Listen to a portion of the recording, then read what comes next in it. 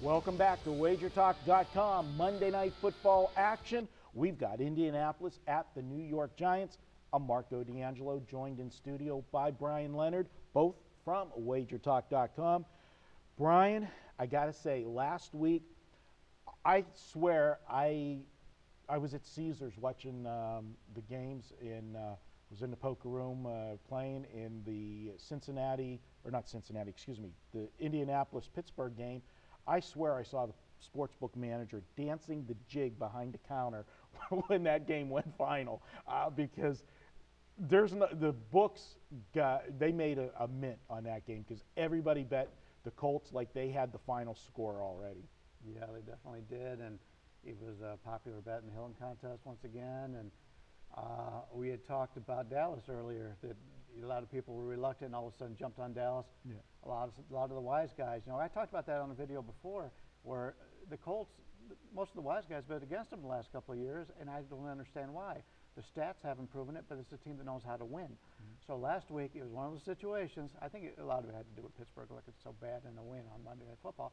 But everybody was on the Colts, and when the wise guys are on it and the public is on it, not a good situation. No, and for a number, and it was a key number 3, which is the number that got most of the activity early on. I think that's where the sharps jumped in and grabbed that 3 right away because they knew it wasn't going to be there. And by the end of the week, the 3 wasn't there. The 3.5. I saw 4s on Sunday. I mean, like I said, that was one of the most one-sided games of the year bet. And you said, yes, Pittsburgh won a game on Monday night that everybody saw, the 3-minute flurry, as I refer to it. And your wife calls you that also. She'd like 3 minutes.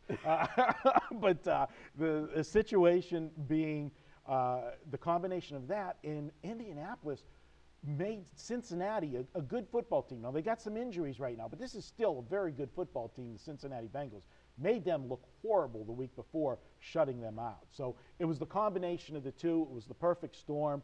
And now everybody's going to jump off the Indianapolis bandwagon and say, oh, yeah, this is the Indianapolis that we thought because they gave up so many points to Pittsburgh. And I think Pittsburgh might be a little bit overrated this week now after that performance as well, but that's another story. But for this one, when we talked about it in an earlier video, I'm not going to go with the game because the Giants have had 2 weeks to prepare. Normally, I would want to look at a team that laid an egg like Indianapolis did their next week because you're going to expect a better performance. But the fact that the Giants are coming off of their bye week and they didn't go into the bye on a high note like we like to go against teams coming out of the bye, or at least I do, if they had momentum going in. They lost to their arch rival Dallas, a game that even though they lost by, I believe, 10 points, it was a closer game than that. It was right on the number of 7 until late in the game. So they're not playing bad football. I'm going to look at the total. And, boy, nobody's going to want to do what I'm going to do here, especially if they watched the Indianapolis-Pittsburgh game, and it was like back and forth.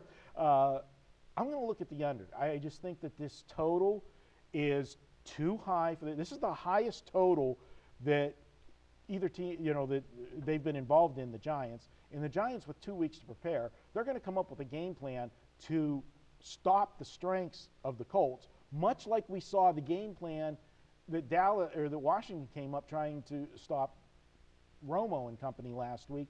And if you're the Giants, I think you want to run the football in this game as much as you can to limit the possessions of Luck.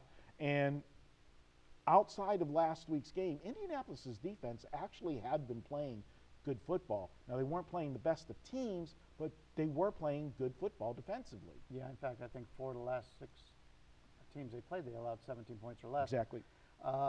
Yeah, anytime you find a defense that was embarrassed, you're going to look for that team to really perform the next week.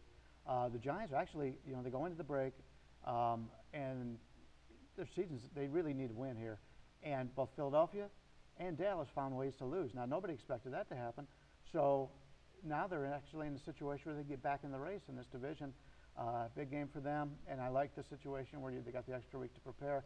This makes a lot of sense. If this was not on Monday Night Football, I'd be all over it. The problem is, on Monday Night Football, other than last week. Well, now you gave it out. You know, these games tend to go over.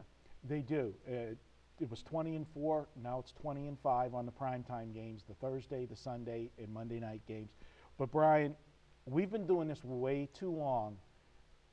Vegas keeps adjusting numbers as the season goes. If something's working one way, by season's end, almost every year, no matter what the trend is, it's going to find itself that it's going to finish the year between that 48 to 52%.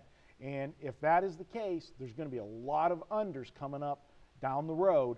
And I think this is one of those ones where, given the extra week to prepare and for the Giants, and if you think with that extra week to prepare that the Giants might be a live dog, if you're a guy that likes to talk correlated parlays or whatever, you would have to think the Giants have a better shot in a lower scoring game than they would in trying to trade points. I'm going to go under. It's 51. It's a primetime game.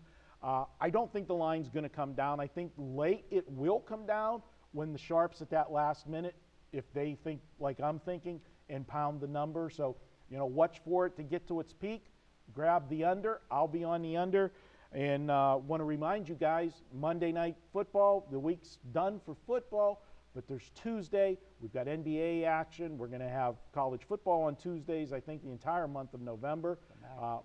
The MAC, and he is the MAC attack. And I'm not talking about McDonald's. We'll explain that later when we've got some MAC games. He is the MAC expert. But, guys, you can get a featured play at wagertalk.com. Every week we're going to pick one of our cappers, and we're going to have him give a best bet away for just $2.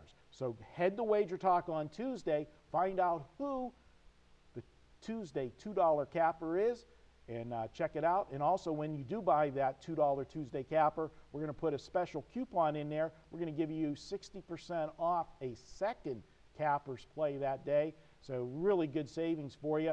I have an idea. A little birdie told me, guy sitting to my right is going to be one of those two next week. So check it out at wagertalk.com.